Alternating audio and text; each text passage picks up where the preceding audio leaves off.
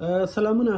د ای سی ای فیسبوک پاڼې یا د ټولنیزو رسنیو کې زموږ ټولو پاڼو کې لیدونکو ته مینوالو ته وړاندې کوم خدای دې وکړي چې دوی بخښي. نن مې ورته خبر راوړی ده چې د افغانستان د کرکټ ملي لوبډلې 3 لوبغاړو ښه پرمختګ کړی. راشد خان د کرکټ نړیواله شورا په درجه بندۍ کې چې د شل اوریزو سیالیو اعلان شوې ده لومړی مقام خپل کړی ده. دا د افغانستان دپاره د ویاړ خبره ده. دا د افغانستان د کرکټ دپاره د ویاړ خبره ده. د افغانستان د کرکټ بورډ دپاره د ویاړ خبره ده.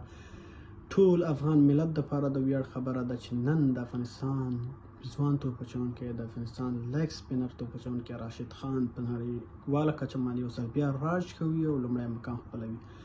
دویمه خبره، په تاریخ کې تر ټولو ښه زیری چې موږ ترلاسه کړی ده زموږ د فاست بالینګ د غني کېدلو یو بل نښان چې هغه فضل حق فاروقي دی.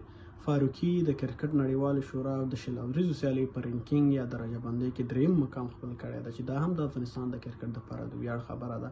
دا لومړی ځل ده چې زموږ یو فاست بالر د نړۍ په 3 فاست غوره توپ اچوونکو کې راځي او دا 3 مقام خپل کوو.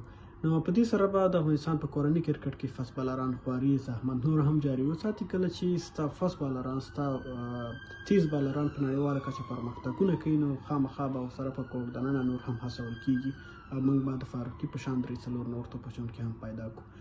نو په دې کې د حمید حسن هم مننه پکار ده چې دغه ډول فاست بالرانو سره خواري زحمت باسي او پکار دا ده چې نور زحمت هم وباسي او د فضل غوندې د خپل ځان په شانتي نور توپ اچوونکي هم موږ ته وروزي او نړیوال کرکټ ته یې ورکړي. نو دغه 2 خبرونه ډېر په زړه پورې وو. بیا محمد نبي ساخیل د آلراونډرانو په درجه باندې کې خپل دویم مقام له ځان سره ټینګ کړی ده. هغه ډېر ښه کرکټ وکړ د پاکستان خلاف او ښه او سټ ډول باندې ډېر ښه توپ اچونه ترسره کړه. هغه د کرکټ نړیواله شورا په آلراونډرانو درجه باندې کې بیا دویم مقام له ځان سره لري. دغه 3 واړه زیري تاسو ټولو ته مبارک وي. خدای دې وکړي چې زموږ نور لوبغاړي هم په درجه بندۍ کې توپ وهونکي هم مخکې شي، توپ اچوونکي هم مخکې شي او همدا ډول باندې راشد خان په یو ورځنۍ او ټسټ لوبه کې هم لومړی مقام خپل کړي. په همدې هیله باندې مننه.